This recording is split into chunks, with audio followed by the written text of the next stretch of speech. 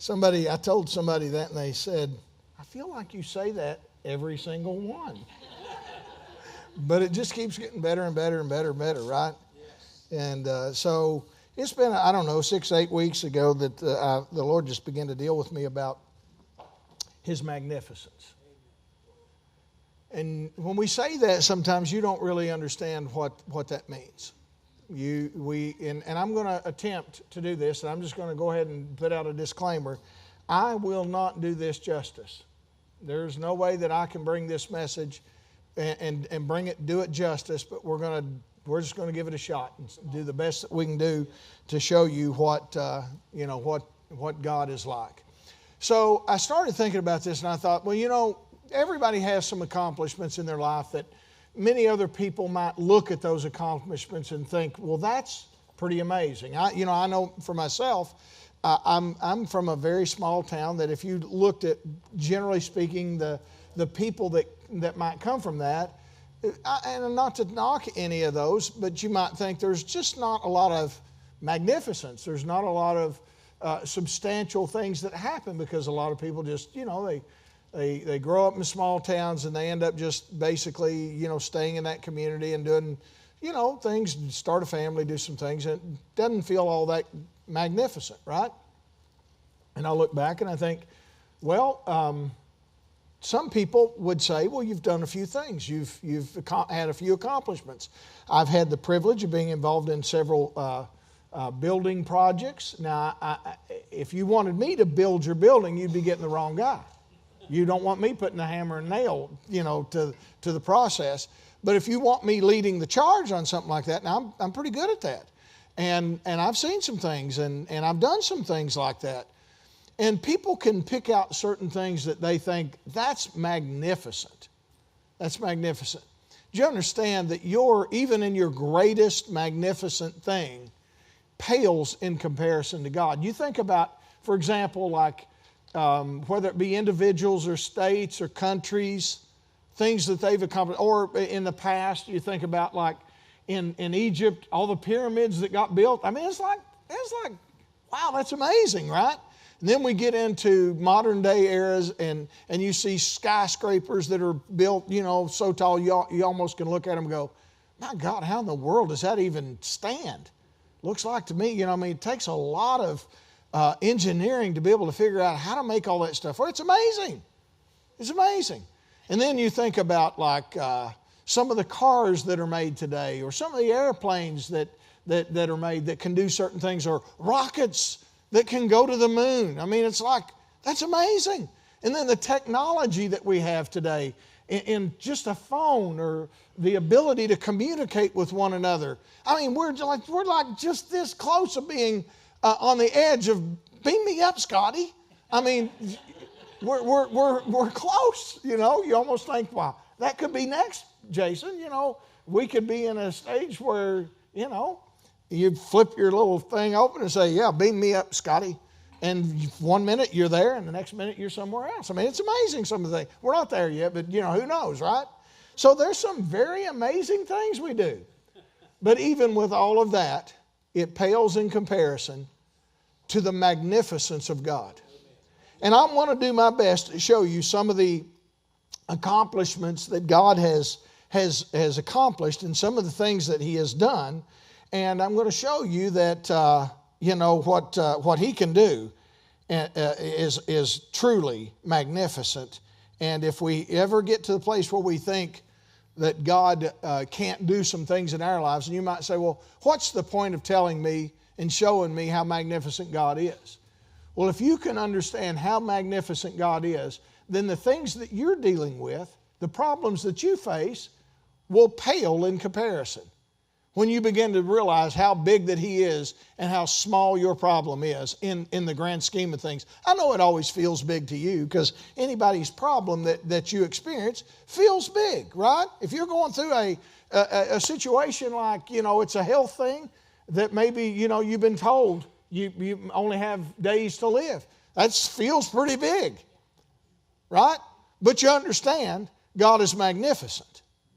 You might be told you're on the verge of bankruptcy. That feels pretty big. But you understand that God is magnificent. He is able to do things that, those are small things to Him. So let's start here. I just want to read this, and I don't have a lot of scriptures that I'm going to read, so I have to read this to kind of set myself up so that I get to the places that I want to be. So let's start in Genesis chapter 1, because that's really where we begin to see the magnificence of God begin to take place. So he says in Genesis 1:1, in the beginning God created the heavens and the earth. The earth was without form and void, and darkness was on the face of the deep, and the Spirit of God was hovering over the face of the waters. And then God said, "Let there be light," and there was light. God literally just spoke words, and it happened exactly the way that He said. And God saw that the light was good, and God divided the light from the darkness, and God called the light day, and the darkness He called night, so that in the evening and the morning there was the first day. Then God said, "Let there be a firmament in the midst of the waters, and let it divide the waters from the waters." Thus God made the firmament and divided the waters which were under the firmament from the waters which were above the firmament, and it was so. And God called the firmament heaven. So the evening and the morning were the second day. And God said, "Let the waters under the heavens be gathered together in one place, and let the dry land appear." And it was so. And God called the dry land earth, and the gathering together of the waters He called the seas. And God saw that it was good. That tells me that God really likes the beach. He put the dry ground and the waters right beside each other. And He said, "It's good." Then God said, "Let the earth bring forth grass, the herbs that yield seeds, and the fruit and trees that yield fruit according to its kind, whose seed is in itself on the earth." And it was so. And the earth brought forth grass, the herbs that yield seed according to its kind, and the tree that yields fruit, whose seed is in itself according to its kind. And God saw that it was good. So the evening and the morning were in the third day, and God said, "Let the lights in the firmament of the heavens divide the day from the night, and let them be signs and seasons and days and years. And let them be lights in the firmament of the heavens to give light of the earth." And it was so. Then God made two great lights. The greater light to rule the day, what do you think that was? The sun. And the lesser light to rule the night. What do you think that was? Right? And watch this. And He made the stars also.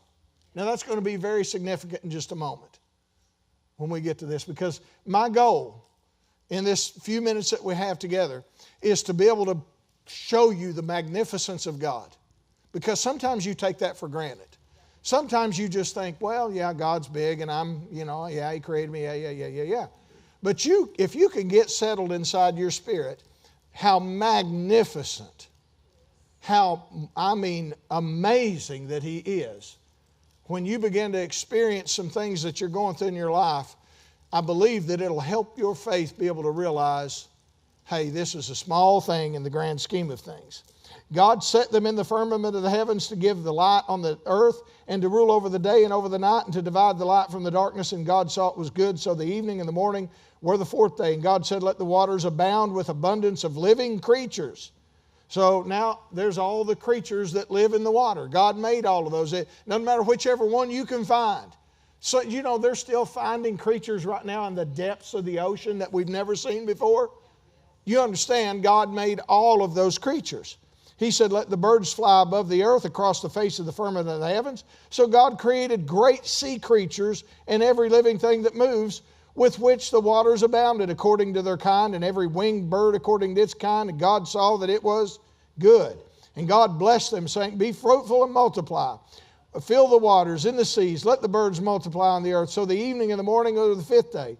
Then God said, "Let the earth bring forth living creatures according to its kind, cattle, creeping things, the beasts of the earth, each according to its own kind." And it was so. And God made the beasts of the earth according to its kind, cattle according to its kind, everything that creeps on the earth according to its kind. And God saw that it was good. And God said, "Let us make man in our image, according to our likeness. Let them have dominion over the fish of the sea, over the birds of the air, over the cattle, over all the earth, over every creeping thing that creeps on the earth. So God created man in his own image. In the image of God, he created him, male and female, and he created them. Then God blessed them, and God said to them, be fruitful and multiply and fill the earth and subdue it. Have dominion over the fish of the sea, over the birds of the air, and over every living thing that moves on the earth. Verse 31, he's closing here, and he says, and then God saw everything that he had made, and it indeed was very good. So God made everything that we can see. Do you know anything that you make something from came from God? When we see people making cars. I mean, where do you think that the metal comes from to make a car? It came from the earth. I mean, they're not shipping it in from outer space. Everything, God made everything available to us in order to have everything. And so he's telling us here, he made the earth, he made the moon, he made the sun, he made the stars. He made everything that we see. And he says in Hebrews chapter 4, verse 12, for the word of God is living and powerful and sharper than any two-edged sword, piercing even to the division of soul and spirit and the joints and marrows, and is a discerner of the thoughts and intents of the heart. Now watch this in verse 13. And there's no creature hidden from his sight. That means the sea creatures that we're talking about in the depths of the sea that nobody even knows that are there. Do you understand? It says the smallest of insects cannot be hidden from God's sight. He knows about everything. And he says, but all things are naked and open to the eyes of him to whom we must give account. Everything, everybody, anything that's alive on the earth is naked before God. He sees every bit of it. So God created every single thing. You know, I was thinking about this. It doesn't matter what animal that it is. He's made every single one of them. And when you see an animal, you go, God made that. When you see a plant, you go, God made that. When you see a person, it's easy. Sometimes you might think, well, God couldn't have made that. I know the feeling, right? You know, because sometimes people can be very frustrating. It's like, you love your dog, right? People sometimes are harder to love than your dog because they're just difficult. People are difficult, let's just be honest. And sometimes they're hard to love because they don't always reciprocate love like what your dog does.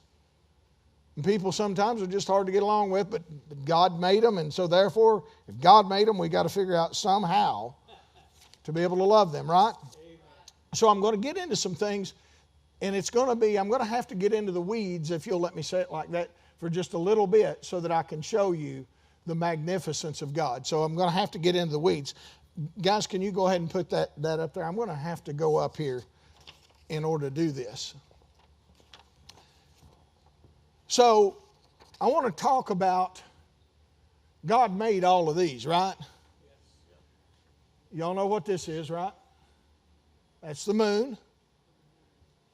You don't need help on that one, do you?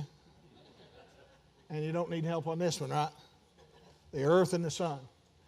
Now let me just give you a little bit of background on this. The moon in the radius, and I had to actually look this up. Some of you are a lot smarter than me, but radius just simply means from the edge to the center. Okay? So if you were trying to get a concept of how big that the moon really is, the radius is 1,080 miles. Not really that far, not that big. And in order to get to, if you were driving, just keeping it kind of so that you can have some understanding on it, if you were driving 1,080 miles at 70 miles an hour, and you just drove until you got to the radius, it would take you 15 and a half hours. So that's not too bad, right? That'd be like from driving to from the edge of the moon into the center of the radius. It would take you essentially about like driving to somewhere in Central Florida, maybe Southern Florida, somewhere like that. So that's a long way, but not all that big, right? The circumference of the moon is 6,786 miles, which means going from one edge all the way around to the other. And in order to do that, the circumference of the moon is 6,786 miles at 70 miles an hour. It would take you 4 days of nonstop driving. In other words, you couldn't stop and sleep. 24 hours a day for 4 days, and you'd go around the circumference. And then we go to the earth. Well, it gets a little bit bigger, but God made that earth. And He made that earth by the words that He spoke. He didn't sit there and kind of, shape something. He spoke it into existence. So the earth has a radius of 3,963 to the center, which if you drove it at 70 miles an hour, it would take you 15 days to drive to the center of the radius. And if you drove around the circumference of the earth, it would take you, the radius would take you 2.5 days to drive to the center, and the circumference of driving around 70 miles an hour, no nonstop, would take you 15 days. So if you started out, you remember 80 Days Around the World? That movie? Well, 15 days around the world, if you were to drive at 70 miles an hour all the way around it, nonstop, never sleep. So it gives you an idea of the size of the earth. But then we get to the sun. Now I found this very interesting. If you took the sun, the face of the sun, and you took the earth, and you put the earth in front of the sun, you could put 109 earths in front of the sun and not eclipse its edges. 109 earths across the face of the sun. That's amazing. So the radius of the sun, to get to the center of the sun, to drive it at 70 miles an hour, would take you 257 days of nonstop driving, 24 hours a day. To go around the circumference of the sun, it would take you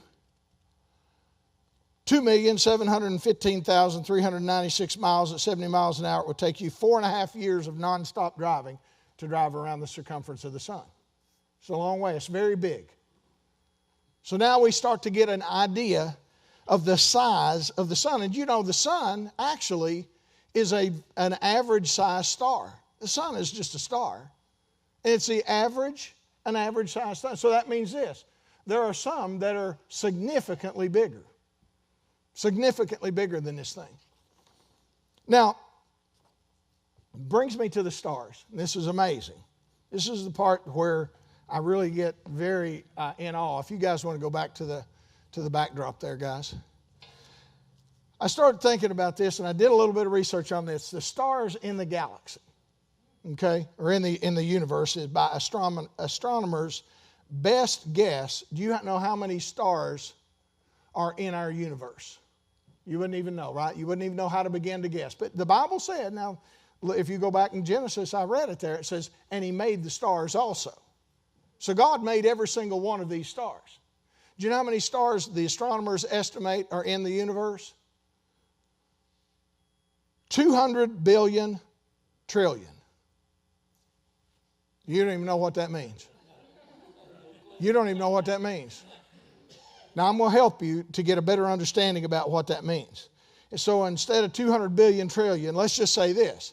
It's 200 sextillion. Did that help you any? That didn't really help you either, did it? 200 sextrillion. That's how many stars are estimated to be in the universe. You really still don't get it, do you? So let me try one more. It's 70 septillion stars. Does 70 septillion help you any? Jim, will you put that up?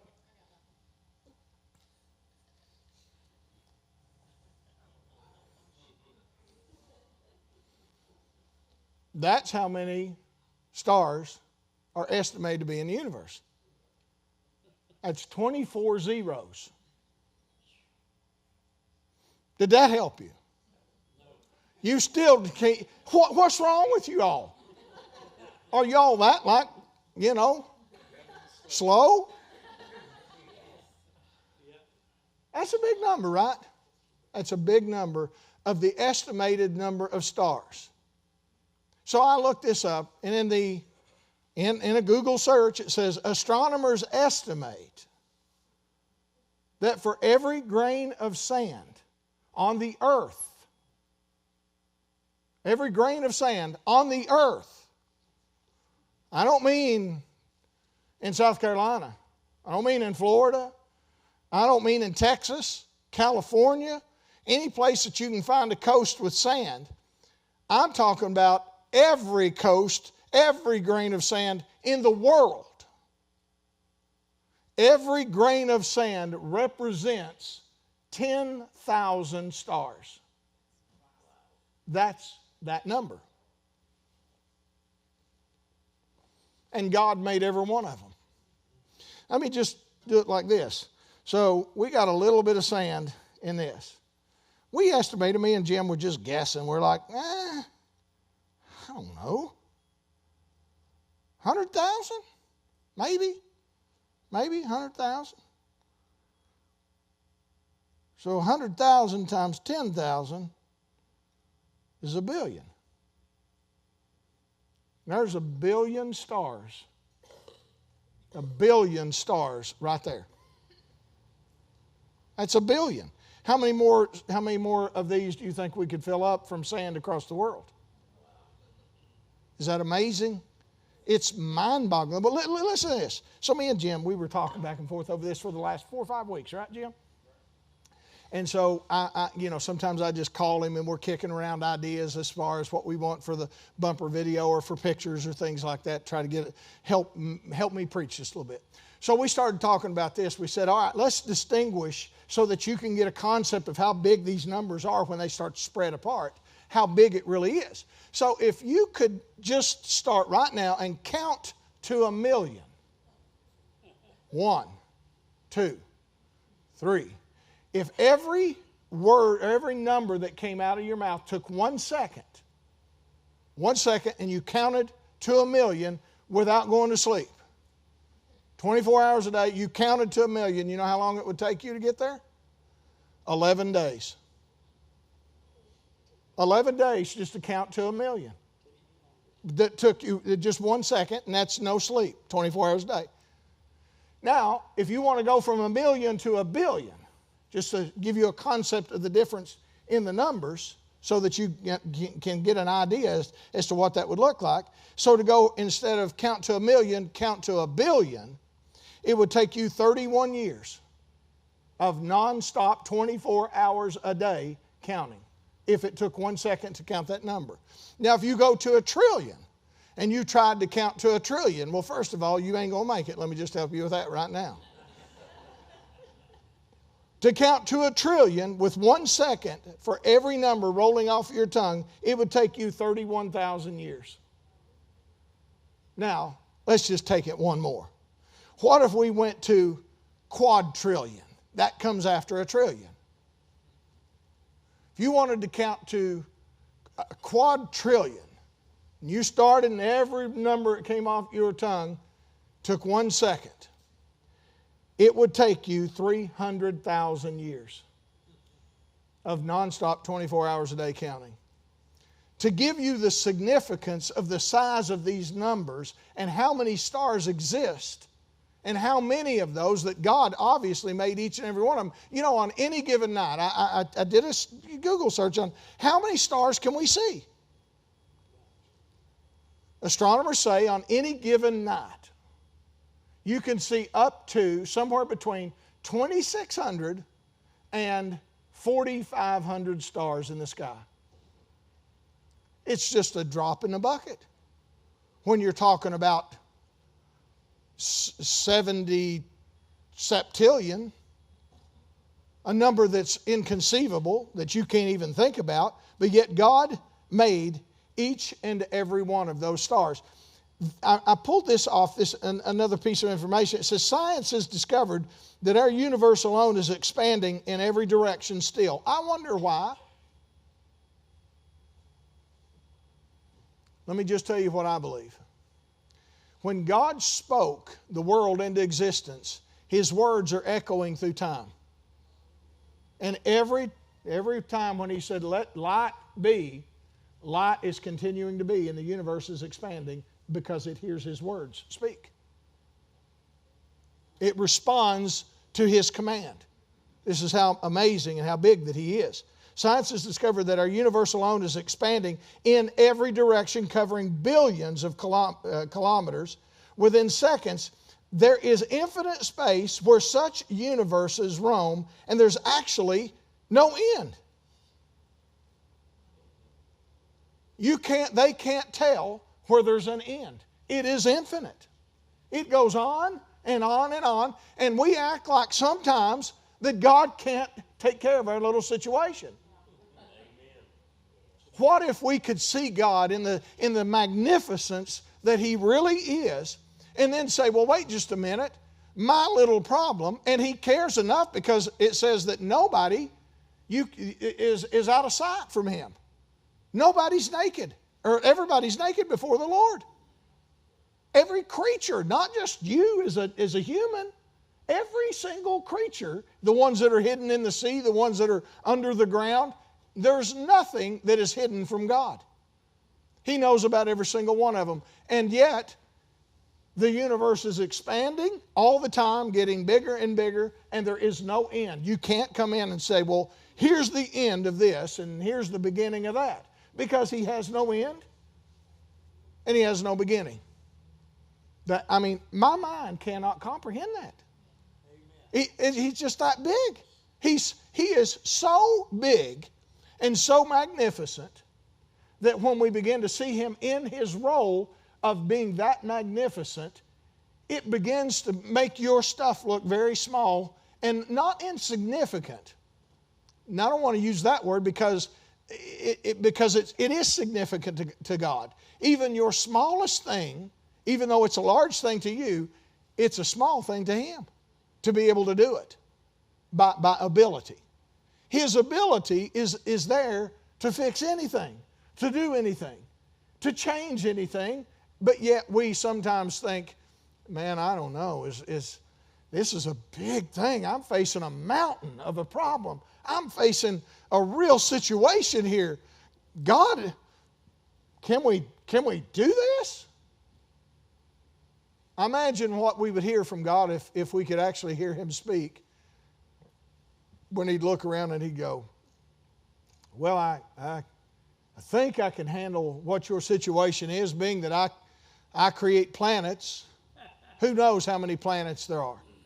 Nobody knows. And this is their best guess at stars. That's their best guess. It's probably infinitely more. But yet 10,000, I can't even get down to one. I got one. No, wait, there it is. I have one grain on my finger. That's 10,000 stars. That freaks me out. I'm freaked out by that. Jim said that I guess I ruined his whole vacation. We was talking about grains of sand. He was on the beach and he's looking at all the sand, imagining how many stars there was. Drove Eddie crazy, apparently.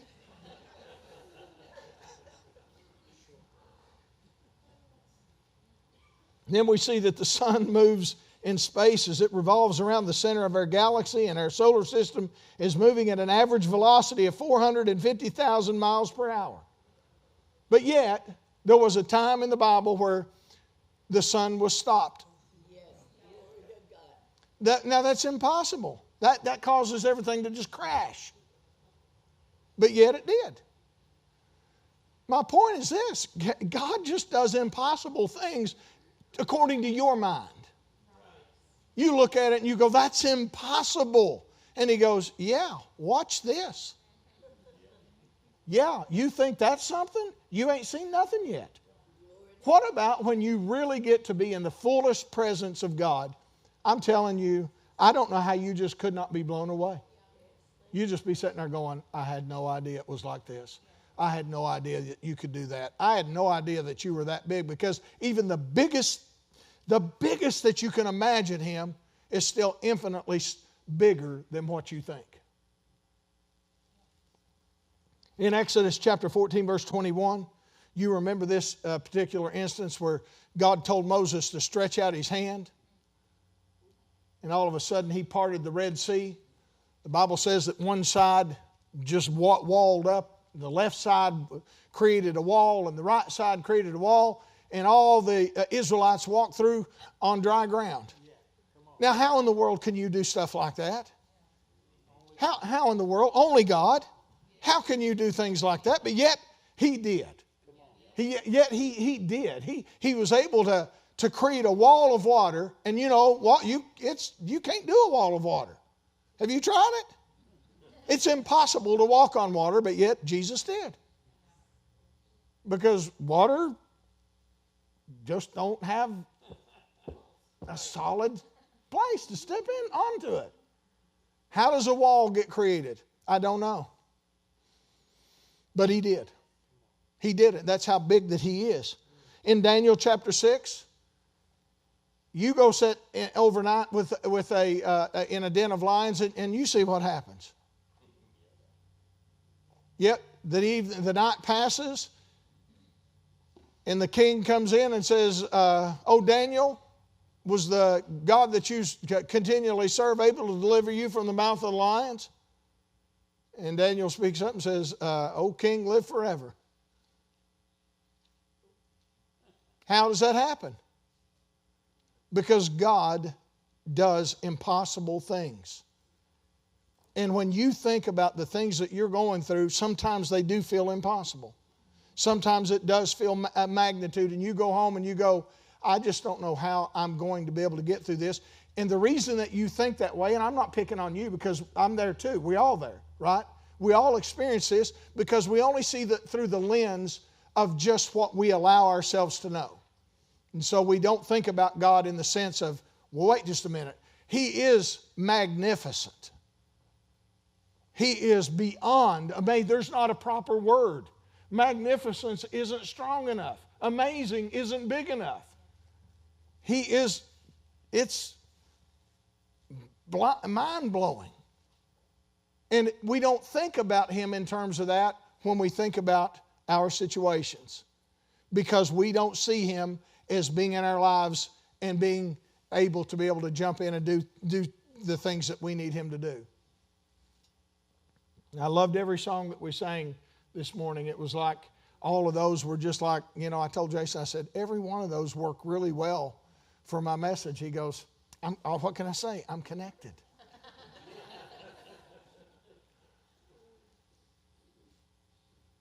Daniel chapter 3, you remember what happened there? The king told Shadrach, Meshach, and Abednego, said, "If you will bow, you will not burn. But if you don't bow, you will burn." And they didn't, they had an understanding about how big that God was. They knew that naturally speaking, that's not good. It looks like there's trouble. Looks like my life might come to an end. But they had at least a greater vision of who God really was. They knew that He was not only able, but that He would deliver them out of the hand of the king. Because they said, "Oh, king, we're not careful to answer you in this manner. We're not going to bow. But just know this, God will deliver us from your hand, O king." And sure enough, have you ever tried to get into a fire? Have you ever burnt your hand on a stove? It's hot.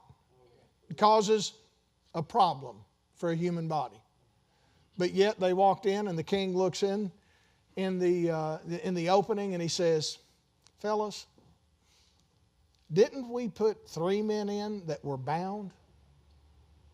Yep, we sure did. He said, "You know what, though? I see 4 that are loosed, walking around with no hurt." Because God can do impossible things. Amen. He can do stuff that, if He can build, I guess that's one way to say it. Build, create, because, that's what you're doing, right? If He can build 70 septillion stars, 10,000 for every grain of sand, I think He can fix your situation. I think He can help you. I think He's with you.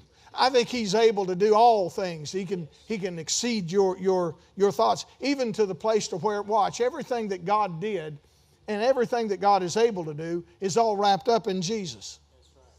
So whatever you see Jesus doing, you know that God was in the middle of that. God endorsed it. God had His hand upon it. Now watch this. Let me just give you a couple of these real quick. In Luke chapter 7, there was a boy that had died, and they had a funeral procession coming through town. And Jesus saw the mother, and she was obviously distraught. And He went over, and the Bible said He had compassion on him, and He goes over to the coffin and He says, "Arise." And the boy rises up from the dead. Now, it's impossible to raise somebody from the dead. That's just something we know, right? When you're dead, you're dead. But yet, not according to Jesus. Then there's another instance where Jairus comes because his little daughter is in trouble, and Jesus is on the way, and they say, "Don't bother the master any longer, for your little daughter's dead." And Jesus said, "Don't doubt, only believe." He goes in and He speaks to the little girl. She raises from the dead. Impossible. Yes. But yet it still happened. Same thing, He shows up at Lazarus, and Lazarus has been dead 3 days. And He says, "Roll back the stone." They go, "Lord, you don't understand. He is stink by now. He's been dead a long time." Because after all, if you're only dead an hour, it's a little easier to raise you from the dead than if you've been dead for 3 days. Hello? I don't think so. I think not breathing is not breathing. And He says, "Lazarus, come forth." Notice He didn't go in there. He's not sweating. He's not toiling. He's not, struggling trying to get this out. He's not screaming at the top of his lungs in his prayer. And this sometimes I think we do miss this just a little bit. I think sometimes we think if we're just a little more fervent, or if we raise our voice just a little louder, and I'm not opposed, sometimes we get excited and we do that. That's fine. But as long as you understand that in and of itself, you working yourself up is not part of the solution. Jesus just simply said, "Lazarus, come forth." He didn't say, "Lazarus, I bind death in the name of my name." He just said, "Lazarus, come forth." He says, "Little girl, arise." You know why? Because what He said, he believed.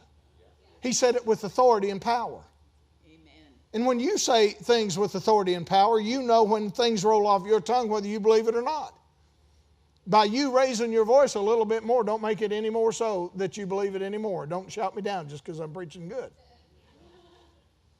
It's not based upon how loud you speak. It's based upon what you believe and the authority that you understand is working and flowing inside you. Blind Bartimaeus came before the Lord, and he said, "What do you want me to do?" He's crying out for him. Jesus said, "Bring him over here." He says, "What do you want me to do for you?" Now watch this. It was pretty obvious, I would think. Jesus probably figured out, He probably knew what Bartimaeus needed, but what did He do? He still asked him, "What do you want?" And Bartimaeus said, "So that I can see." And He said, "Be it according to your faith." Jesus didn't get there wasn't any difficulty. This wasn't hard for Him. Why? Because when you're a planet maker, restoring sight to the blind is not difficult. When you're a planet maker, to raise somebody from the dead is not difficult. He can do anything. We sometimes limit God and we go, "Oh, but wait, but I know you can do this, but what about if you build planets and you create 70 septillion stars?" A number you can't even fathom. 10,000 for every grain of sand. That's amazing. I did this, and I know you can turn it sideways and do that, but I went in my calculator and I went 10,000 times 100,000 grains, and it gives me like algebraic numbers or something. I'm like, it's not right to put letters with numbers. But then I turn it to the side. Says, well, that is $1 billion. I mean, do you understand the magnificence? How magnificent God is? If He can create the awesomeness of the earth, the sun, big enough to where you can put 109 earths in front of it, in its face. I mean, if you can create 10,000 stars for every grain of sand inside of our universe, then you have capabilities that are beyond comprehension. That tells me God is so big. He is so large. And I don't necessarily mean just in His stature. That's not what I'm talking about. His ability, His capability is so large. How in the world can we not think that He can't handle some of the stuff that we're going through? Now, I know some of the questions that come up. I know many people will say things like, I know that He can,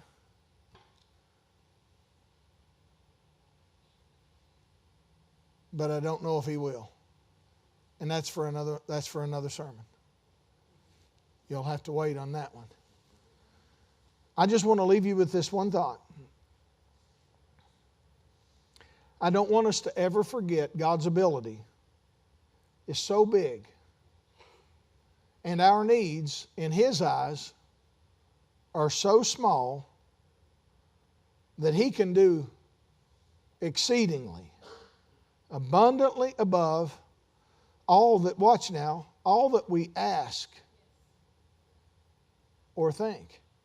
He can do exceedingly, abundantly above anything that you could ask or think. Let me stop there for 1 minute. He can do exceedingly, abundantly above anything that you could ask. Exceedingly, abundantly above that. Of anything that you can ask. Well, the wildest request, if you thought, hey, I'm asking you to raise somebody from the dead. You know, He's saying, because you can think that, right? Right? Because you have it in the Bible, so you could think that. Do you know He can do exceedingly, abundantly above that? He can do exceedingly, abundantly above all that you can ask or think. Now watch, here's the key. He finishes it right here. According to the power that works in who? In you. In us.